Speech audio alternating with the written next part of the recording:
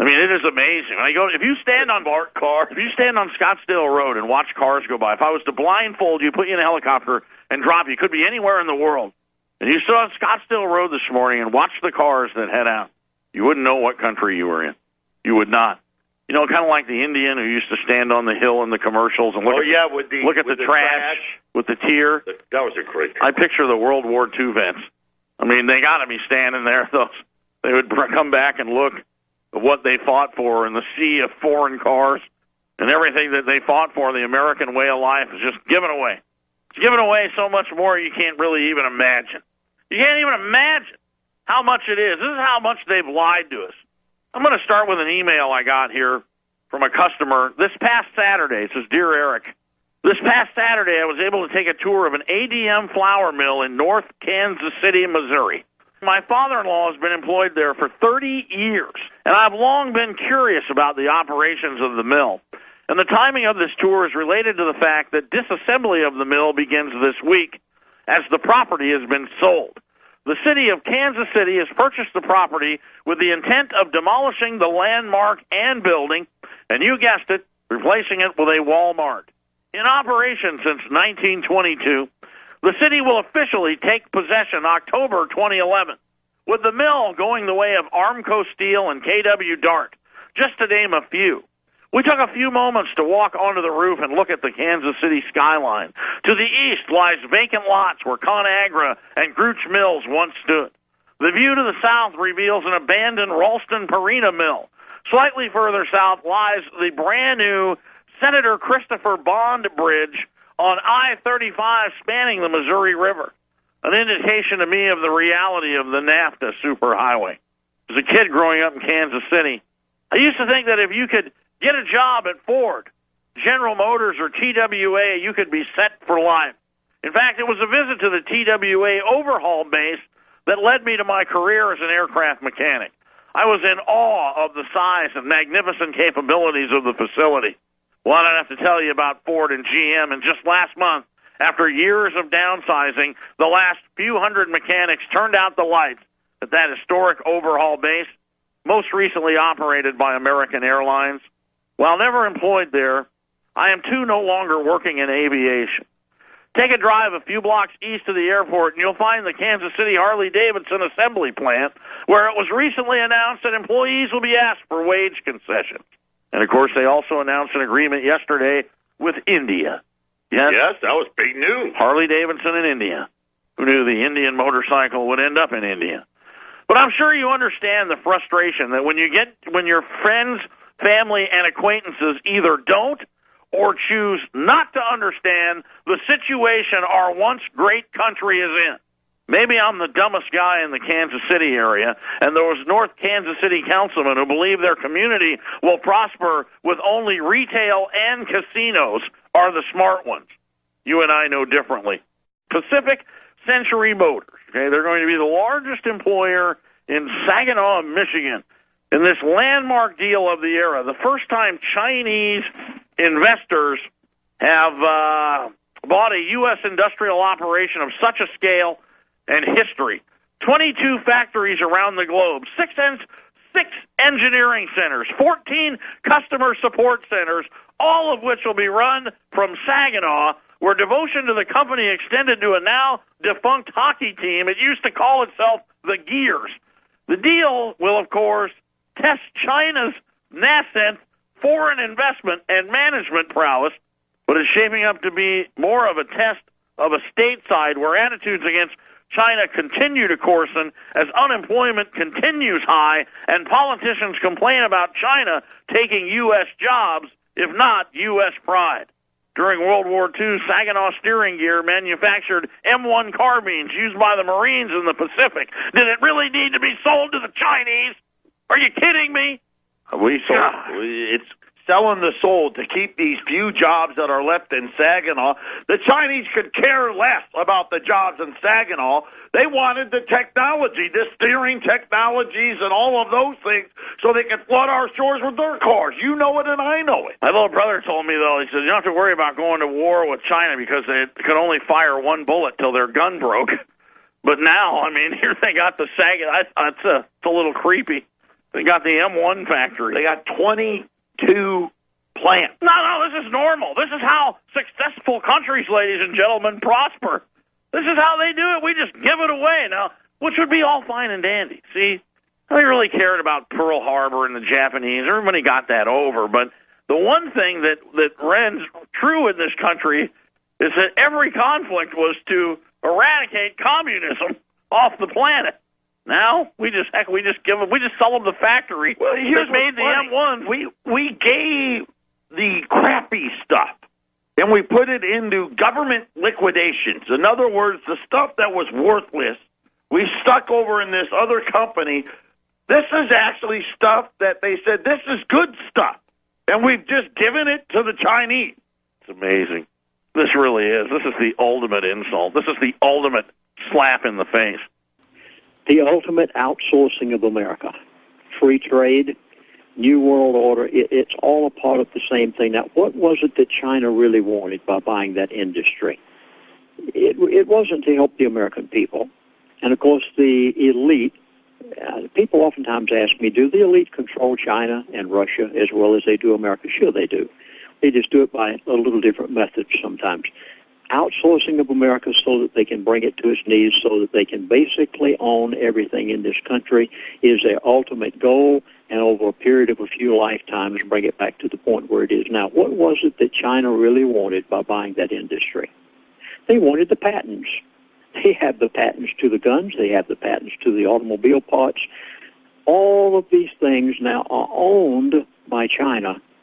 What they're going to do with them? They'll take them right to China and put them in practice in one of their own plants, and then close down everything in that city.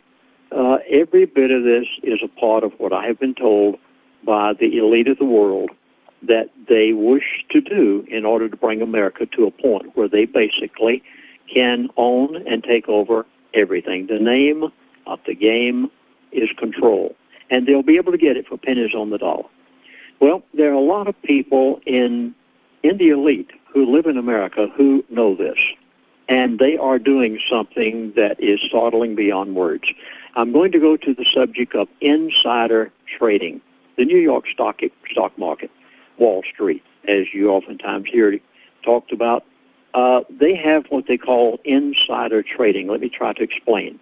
There's the average John Q. public out here on the street that buys stocks through a stockbroker. Then there are inside traders, and Wall Street keeps a record of the insider traders. They're required to by law of the United States government because they want to know when a person sells the stock of their company in order to try to be able to do something illegally. So they keep a record of insider tradings. These are the CEOs, the corporate heads, the people, many of them who are the elite. Not all of them are the elite, but many of them are. And the insider trading compared to the John Q. public trading, that gives you an idea as to who the inside trading is.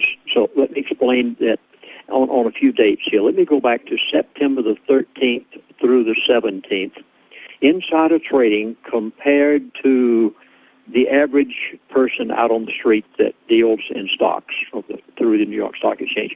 Insider trading was 400 to 1 on September the 13th through the 17th. That means that there were 400 insider traders, CEOs of corporations, presidents of corporations, that had sold the stock, whatever stock it may have been, whether it was in their own company or some other company, compared to one person who is the John Q. public out there trading on the New York Stock Market, 400 to 1. That's the highest it had ever been in the history of the New York stock market on that date, September the 13th through 17th, 400 to 1. Then we became very alarmed when on October the 4th through the 8th, that had gone up to 1,600 to 1. And all of us wondered, what in this world is going on?